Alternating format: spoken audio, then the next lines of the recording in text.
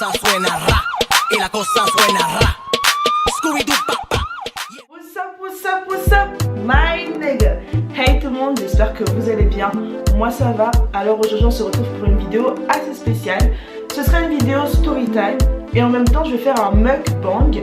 En fait le mukbang ça consiste à manger en même temps que je vous raconte ma story time, en même temps que je vous fais je sais pas un tuto make-up ou peu importe. Mais le but c'est de manger. Donc d'abord avant de commencer cette story time, je voulais juste vous dire que je ne vais faire aucune discrimination par rapport aux deux camps, noir, blanc. Vous allez vous en rendre compte dans la vidéo et vous allez mieux comprendre avec la story time en question.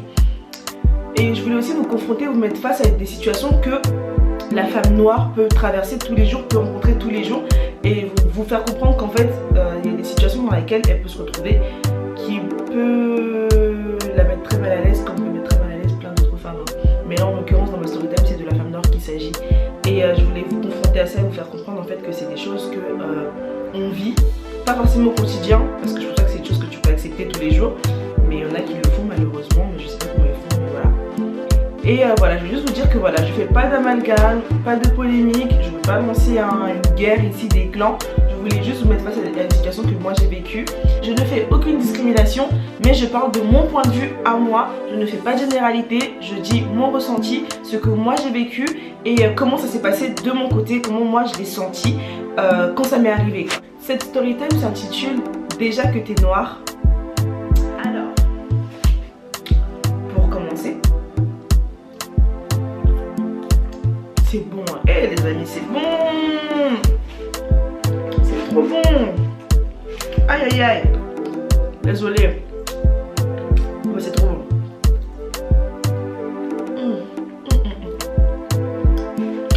Ah oui. Comme je vous ai dit, hein, je regarde ici, c'est parce que je me regarde moi-même, j'ai le tic, je me regarde toute seule. Est-ce que vous allez même entendre ce que je raconte? Merde! Je suis en fait un baby boomer fluo, jaune fluorescent et aussi vert fluo qui du coup s'allume la nuit. Genre c'est fluorescent. Et j'en ai déjà perdu un. Génial. Je vais pas vous faire attendre plus longtemps. On commence. Cette story time remonte à il y a 2 ans. Ça fait 2 ans que cette histoire-là m'est arrivée. Il y a un homme qui est venu me parler sur Instagram, donc un homme blanc. Très charmant, très beau, franchement, rien à dire, il s'exprimait super bien. Il est venu du coup me draguer, il m'a fait une petite chat et tout.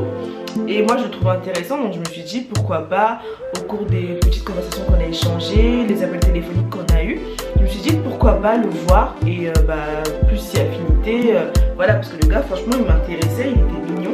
Et je me suis dit franchement ouais pourquoi pas, j'avais aucune a priori par rapport au fait que ce soit un blanc, un vert, un jaune, franchement je m'en fichais. Je le trouvais juste beau et sympathique et super romantique en fait, et j'aimais beaucoup ce côté là de lui, donc je me suis dit bah oui pourquoi pas le rencontrer en vrai quoi. Donc on s'est donné rendez-vous, je me prépare, on flic, non, je suis bien préparée, tout ça. Je suis bien préparée et tout, désolée je peux pas m'empêcher. Je suis bien préparée, comme d'hab, hein, tu vas un rendez-vous chez un flic. Pas une flic de chez Top Tip Top, genre tu pars comme si tu allais te marier, hein. Non, mais bien voilà, t'es bien apprêté, tu donnes envie de tchatcher. Tu vois, il m'a plu parce qu'il a tout bien fait. Il est venu me chercher en voiture chez moi. Il m'a pas fait me déplacer en métro là comme du n'importe quoi. Il est venu me chercher chez moi. Il m'a emmené dans un restaurant indien. Franchement, la bouffe elle était pétée. C'est pas trop mon style, le riz curry sans assaisonnement là. Juste du curry et du riz et de l'huile, non merci. Mais bon, j'ai mangé quand même, j'ai fait la semblant, j'avais faim mon frère. J'avais faim, bah dalle wesh. Moi j'ai bouffé, hein. J'ai pas cherché à comprendre, j'ai tabac l'assiette. J'ai avalé l'assiette. J'ai avalé l'assiette wesh, moi j'avais faim. En fini de manger et tout. Du coup là il me dit ouais. Est-ce que tu veux bien te poser vite fait chez moi et tout avant de rentrer chez toi? J'ai fait ok, pas de soucis, parce qu'il habitait à côté en fait. Il habitait juste à côté de l'Indien. On était parti, tout passe bien, on part chez lui. Franchement, il avait un très bel appartement, on s'est posé, on a commencé à rigoler. Il avait mis Netflix, parce que je lui avais dit que je kiffais regarder les films sur Netflix. Donc il avait tout prévu, franchement, top, nickel. Il avait mis Netflix, on a regardé Netflix, on a rigolé, on s'est taquiné, câlin par-ci, câlin. Vous connaissez un peu, voilà, tout. Donc on s'est un peu taquiné, bougé dans les lieux et tout. Et voilà, vient le moment où je devais partir. Donc du coup j'ai dit ouais bah voilà, j'ai passé un peu de moment avec toi, je dois rentrer malheureusement, mais voilà, on va se revoir très vite. Donc et en fait, ce que je vous ai pas dit, c'est que moi et lui en fait on se taquinait beaucoup. Tu sais, genre vas-y toi t'es moche, et lui aussi me disait ouais toi t'es moche. Et en fait je m'avais déjà fait des petites réflexions avant sur lesquelles en fait j'aurais dû directement l'interpeller et l'arrêter, mais je l'ai pas fait parce que c'était sur le coup de la rigolade, encore une fois. Et j'ai laissé passer, donc ça l'a permis en fait de me parler comme il m'a parlé à la fin du rendez-vous.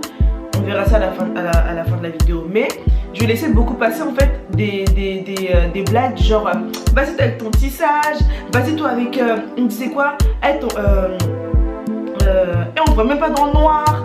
Vous voyez des trucs bêtes comme ça, vous allez vous dire c'est rien, parce que moi c'est toujours ce qu'on me raconte. Oui mais c'est rien, c'est juste des blagues comme ça. C'est pas des blagues comme ça. Écoutez, ça commence comme ça commence toujours avec des soi-disant petites blagues et ça se termine en n'importe quoi. Bon, voilà, vient le moment où on doit partir. On est dans la voiture, il m'accompagne chez moi, on recommence à rigoler, tout se passe toujours bien, on se tape des barres. Franchement, il était super marrant, mis à part ces blagues super gênantes sur les noirs, je ne disais rien parce que, encore une fois, j'étais gênée, je savais pas comment réagir. Et voilà, tout se passe bien et tout, et on arrive vers chez moi.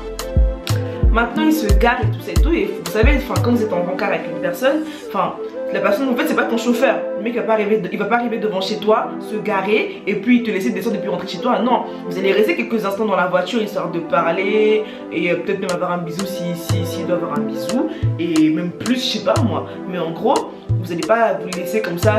Salut, merci beaucoup de m'avoir fait manger, de m'avoir fait visiter ton appartement, maintenant j'ai fini, au revoir. Non, c'est pas comme ça.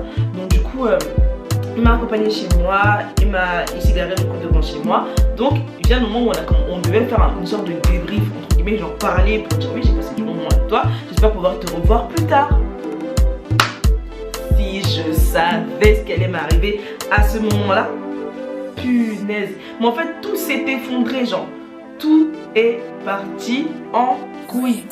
Tout est parti en couille. Vraiment.